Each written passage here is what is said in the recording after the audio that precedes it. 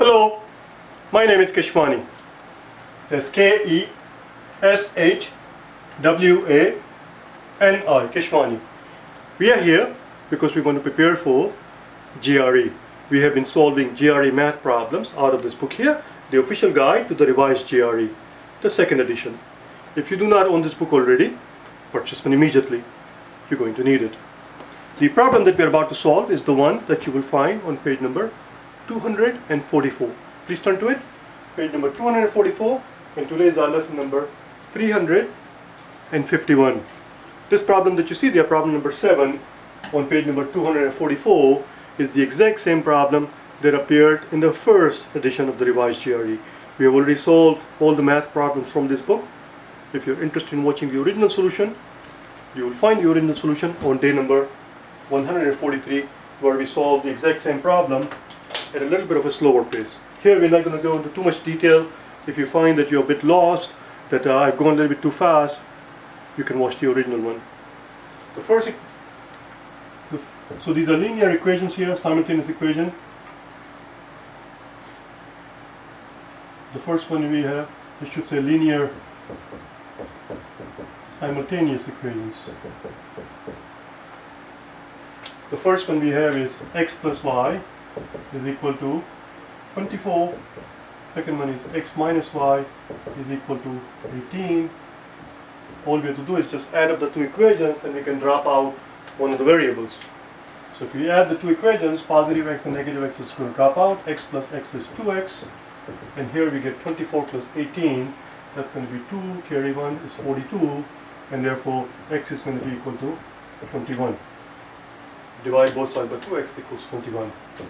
Once we have the value of the x, we can substitute this value of x in either of these two equations. Let's put it in the first equation. The first equation tells us that x plus y equals 24, and x we just found out is 21.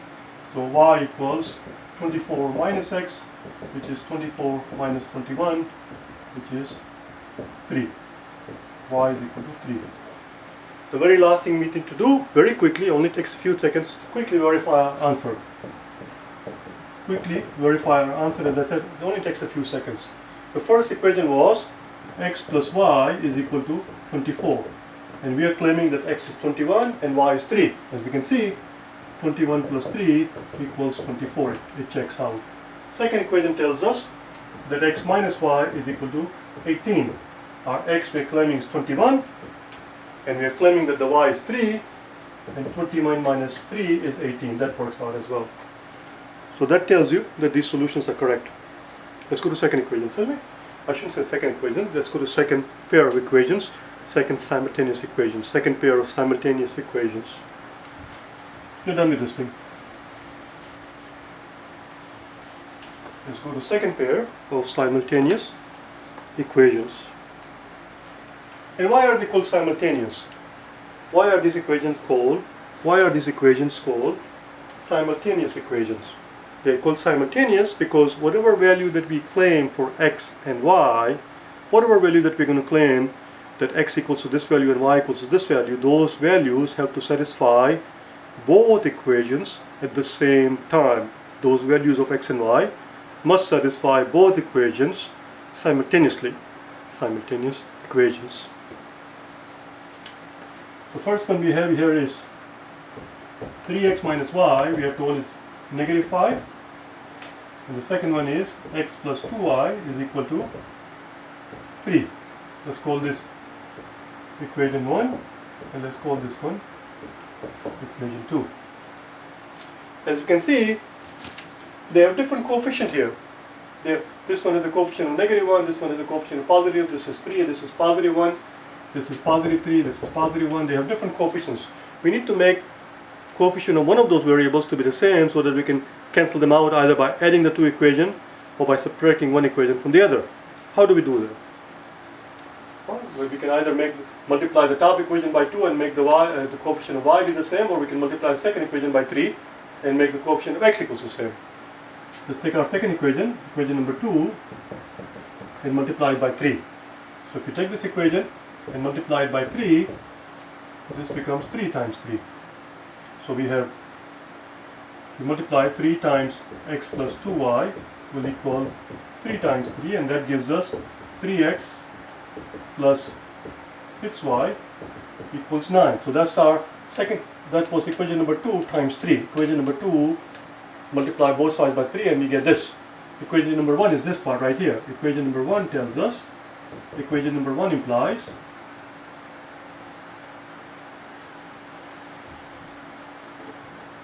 equation number 1 implies that 3x minus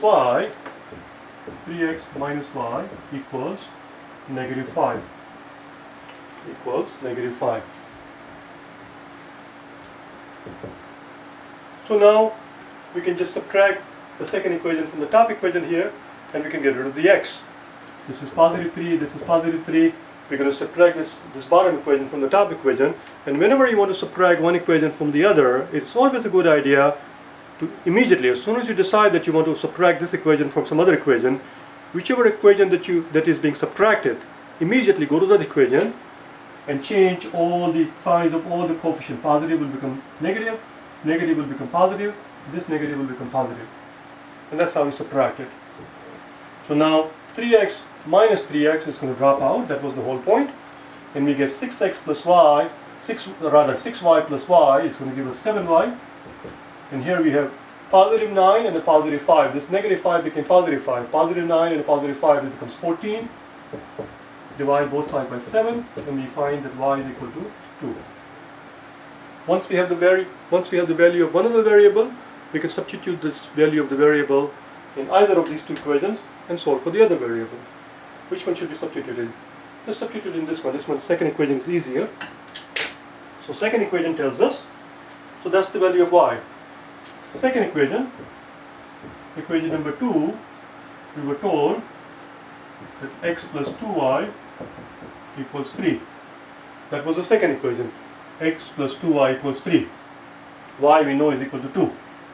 So x plus 2 times y, which is 2, equals 3. And therefore x plus 4 is equal to 3. Subtract 4 from both sides, and we find that x is equal to negative 1. Now the very last thing we need to do is to quickly verify our answer. It only takes a few seconds to verify. Let's verify them very quickly. We're done with all of this thing.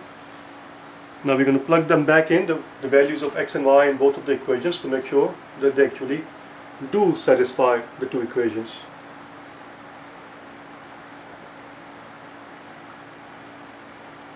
If you substitute the value of these variables in only one of the two equations, and if those two values of x and y satisfy that particular equation, that is not enough. They must satisfy the values of x and y, whichever values that we are claiming for x and y, they must satisfy both equations simultaneously at the same time. Let's do it. I need the room, obviously. So here's our first equation. 3x, x is negative 1, minus y, and y we found to be 2. 3 times negative 1 is negative 3. Negative 3 and a negative 2 gives us negative 5, which is exactly what we have here. You see, it works. Second equation that we had was, second equation that we had was x plus 2y equals 3. Our x is negative 1. Our y is 2. Y was equal to 2. Let's see what we give us. So this is negative 1 and positive 4. Or negative 1 and a positive 4 does indeed equal positive 3. That also works. You see, we verified it. As I said, it only takes just a few seconds to verify it. Let's move on to the third one, the third pair of the simultaneous equations.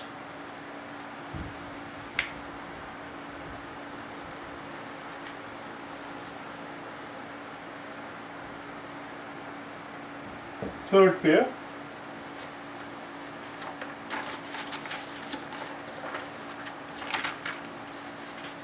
Just give me 1 second. I wasn't thinking ahead of time. In the third pair, it looks a little bit more complicated, but it's actually not. The first thing we need to do in that third pair is to bring all of our x's and all of our y's on one side. X and y are the unknown. Those are the values that we want to find, the values of x and y. it's always a good idea to bring all the unknowns on one side and all the known quantities on the other side. So the first one we have is this part here. It tells us that 15x minus 18 minus 2y equals minus 3x plus y. So let's bring all the x and all the y's on the one side. If we add 3x to both sides, we can bring this 3x to this side. Let's add 3x to both sides. This is positive 15 and this is positive 3x. Let's subtract y from both sides. And let's add 18 to both sides. So we're going to bring all the x's and all the y's on the left hand side, and we're going to bring all the constant to the other side. That's it. So 15 plus 3 is 18, so 18x, and then this negative 18 and the positive 18 is going to drop out. That was the whole point, because we wanted to bring it on that side. And then this negative 2 and negative 2y and negative y gives us negative 3y is equal to, this 3x is going to drop out, this y is going to drop out, and we get 18. Now before you go any further, it's always a good idea to take a quick look at the equations that you arrive at, all the equations, and take a quick look and see if there is any common factor, that appears on both sides of the equations. If you find some common factor, divide the entire equation by that common factor so that we can simplify that equation, so that we don't have to deal with this equation with huge numbers. Here we see 18, here I see 3, here we see 18. They are all multiples of 3. Let's multiply both sides of the equation by 3. Now we can show it like this, or we can show it like this, or it'll be easier if we divide each individual terms by 3. So we have 18x minus 3, 18x divided by 3 minus 3y divided by 3 equals 18 over 3. You see, we divided the entire side, we divided both sides of the equation by 3. So 18 is going to become 6, and this 3 is going to cancel out, and this is going to give us 6. Let's call this equation 1.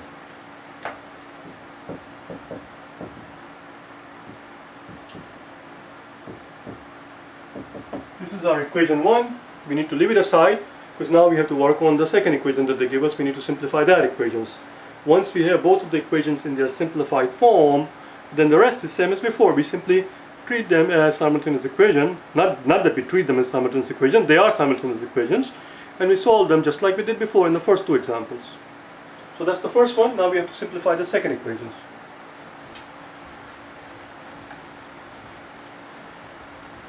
The second equation that they give us is 10x plus 7y plus 20, we are told, is equal to 4x plus 2. Let's see what we can do. 4x plus 2. I hope I copied it down properly.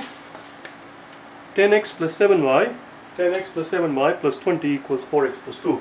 Bring the 4x to this side. We need to bring all the x's and all the y's to the left hand side and all the constant to the other side. How do we bring the 4x to this side? By subtracting 4x from both sides of the equations. By subtracting 4x from both sides of the equations. So let's subtract this 4x from here, and let's subtract 4x from here, and let's subtract 20 from both sides.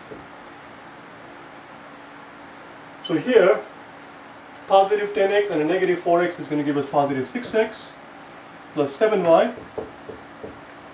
This is going to drop out, equals positive 4x and a negative 4x are going to cancel each other out. A positive 2 and a negative 20 is going to give us negative 18.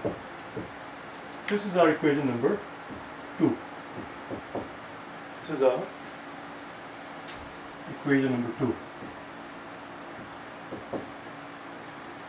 We got lucky here. We got lucky in the sense that all of a sudden we noticed that one of the variables, x here, has the same coefficient, 6x, which means now we can subtract one equation from the other and we can get rid of the x.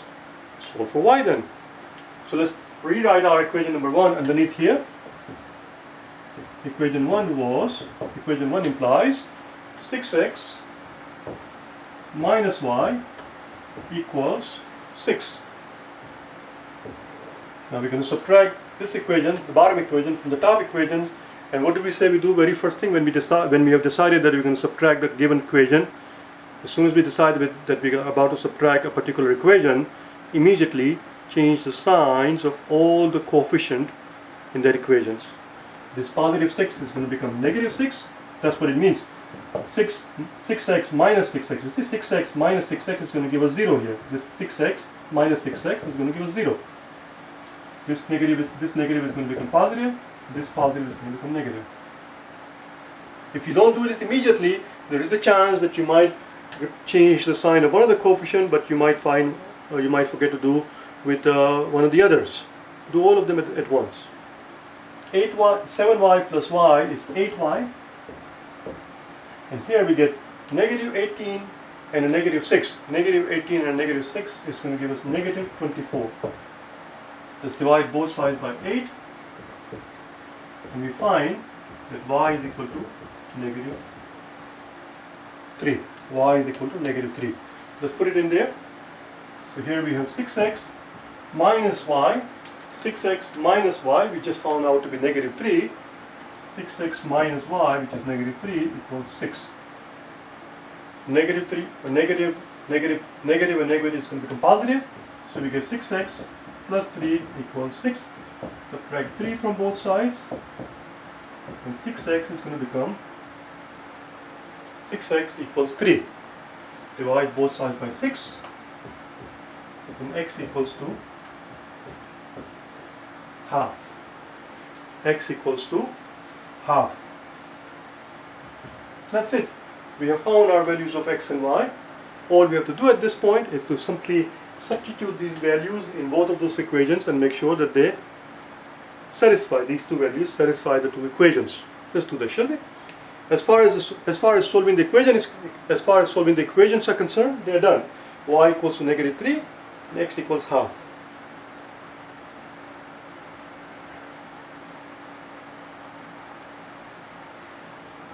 Let's substitute back then, okay?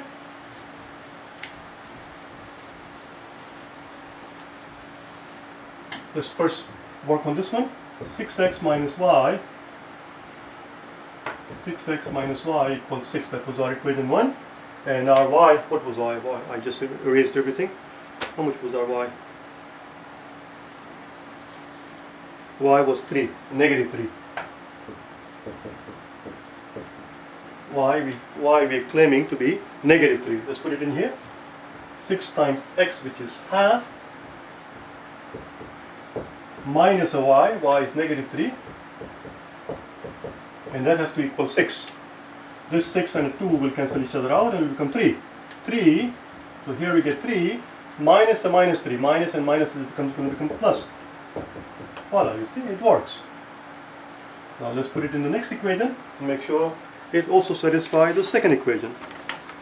The second equation was 6x plus 7y has to equal negative 18. Let's see if it works. Again, we're going to substitute these two values, and it has to satisfy the equation. It has to equal negative 18. If it doesn't, then we made a boo-boo. 6 times x, which is half,